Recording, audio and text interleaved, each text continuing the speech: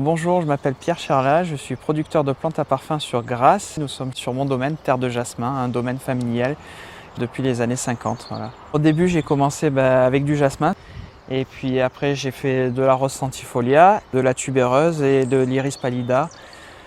Pour moi, c'est un métier passion avant tout. J'ai une entreprise terrassement, aménagement paysager et le domaine agricole, donc j'ai des journées assez chargées. Moi, c'est la rose centifolia, voilà. On a beaucoup de boutons cette année, donc on va croiser les doigts pour avoir une belle météo et qu'on aille jusqu'au bout de la récolte. On va les cueillir après.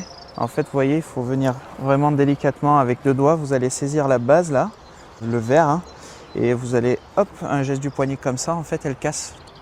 Si vous ne cueillez pas les fleurs, elles vont se polliniser avec les abeilles.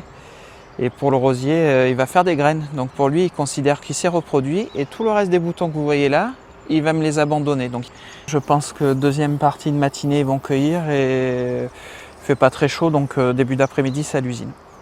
Pour l'iris, à partir du moment où on plante le bout de rhizome, on est sur du 3 à 4 ans de culture.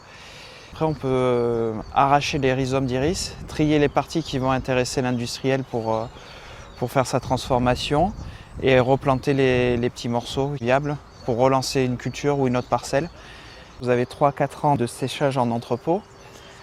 Il faut compter 8 ans entre le moment où vous mettez en culture et où vous avez la matière première utilisable pour faire des produits cosmétiques ou du parfum. C'est très beau. Pendant 10 jours, vous avez le champ qui se part d'un violet étincelant. Avant la cueillette de la rose, on taille les parcelles de jasmin grandiflorum qui sortent de l'hiver. Donc à l'automne, on va couvrir le pied de jasmin puisqu'on peut avoir des -5, -6 sur Grasse. La partie aérienne va geler et le pied de jasmin va repartir du pied qui est sous terre. Mi-juin, début juillet, les jasmins font déjà 1,20 m de haut.